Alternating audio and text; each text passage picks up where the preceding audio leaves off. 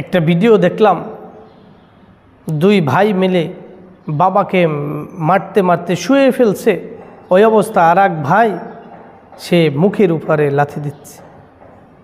আস্তাগফিরুল্লাহ, আস্তাগফিরুল্লাহ। এই অবস্থায় যদি তোমার পাকে অবশ করে দিত, তুমি দাড়ি রাখলা, টুপি পরলা, নামাজ পড়তে পড়তে কপালে দাগ পরিয়ে ফেললা, কিন্তু তুমি বাবার গায়ে হাত দিলা। আর এই নামাজ, এই দাড়ি, এই টুপি, এই পাঞ্জাবি, এই তোমার কপালের দাগ, কী লাভ হবে? কী লাভ হবে? যেই বাপের আর্তনাদ জমিন সহ কাঁপছে, যেই বাবার চিৎকারে জমিন সহ কেঁপে উঠেছে, আল্লাহ তাআলার রসুল শুধু তোমাদের জন্য দোয়া করেছে, না হয় তোমাকে গ্রাস করে ফেলত। যে মা বাবার সাথে অন্যায় করলো, তার নামাজ, রোজা, হজ, যাকাত কিছুই হবে না। সে দাগ পরাক আর হাজারবার হজ করুক, কোনো লাভ হবে না। ও ফিউ ওয়ালা তানহারহুমা কুল্লাহুমা কাওলান কারীমা। এই আয়াত কেন আল্লাহ তাআলা বলেছেন? এই জন্য তুমি যদি তোমার বাবা মার গায়ে হাত তুলো, নামাজ আদায় করো, এই নামাজ দ্বারা তোমার কোনো জান্নাতে যাওয়ার সুযোগ নাই। এই রোজা দ্বারা, এই হজ দ্বারা, জাকাত দ্বারা কোনো লাভ হবে না। তুমি লিখে নাও, বিশ্বাস হতে পারে, নাও হতে পারে, কিন্তু লিখে নাও, এটা চিরসত্য। যার প্রতি মা বাবা খুশি না, তার জান্নাত হারাম। যার প্রতি মা বাবা খুশি, তার জান্নাত ওয়াজিব। সুবহানাল্লাহ। জন্য আসুন আমরা লেবাসে নয়, ভিতরটাকে পরিষ্কার পরিচ্ছন্ন করি। লেবাস পরিষ্কার পরিচ্ছন্ন মূল বিষয় না, মূল বিষয় হলো আমার ভিতরটা পরিষ্কার পরিচ্ছন্ন আছে কিনা। আসুন ভিতরটাকে পরিষ্কার পরিচ্ছন্ন করি।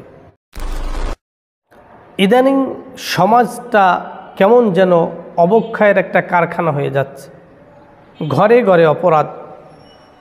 সন্তান বাবার গায়ে হাত তুলে, মায়ের গায়ে হাত তুলে। এই সমাজটা তো আমরা চাই নাই। আমরা তো এমন একটা সমাজ চেয়েছি, যেই সমাজে বাবা মার প্রতি শ্রদ্ধাবোধ থাকবে, ভালোবাসা থাকবে, মায়া মমতা থাকবে, তাদেরকে যতটুকু সম্ভব দুনিয়াতে খেদমত করব, তাদেরকে দেখভাল করব, এটাই তো হওয়া উচিত ছিল। কিন্তু আফসোসের বিষয় হলো, সাধারণ একটু সম্পদের জন্য বাবা মায়ের গায়ে হাত তুলে ফেলে। আস্তাগফিরুল্লাহ।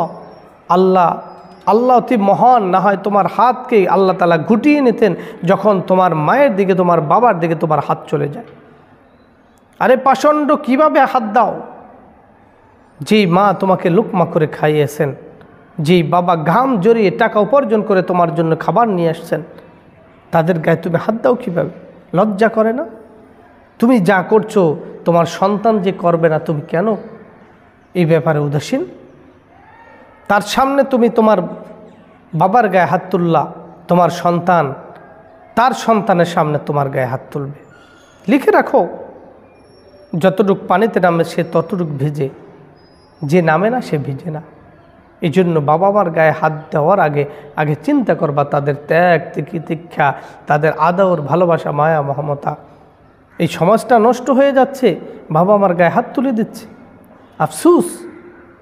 এই জন্য বাবা মারও একটা কর্তব্য আছে, সন্তানদেরকে ইলম শিক্ষা করুন, দ্বীনি শিক্ষা দেন। যে শিক্ষা গ্রহণ করলে আপনার গায়ে হাত তুলবে না, আপনার গায়ে হাত তুলবে না, বরং ওই হাত দিয়ে আপনার শরীরটা মেসেজ করে দেবে, ওই হাত দিয়ে আপনার শরীর ধৌত করে দেবে, গোসল করিয়ে দেবে, ওই হাত দ্বারা আপনাদের মুখে খাবার তুলে দেবে, এমন শিক্ষা দিন। আসুন এই কথাগুলো আমাদের বুঝবার তৌফিক দান করুন।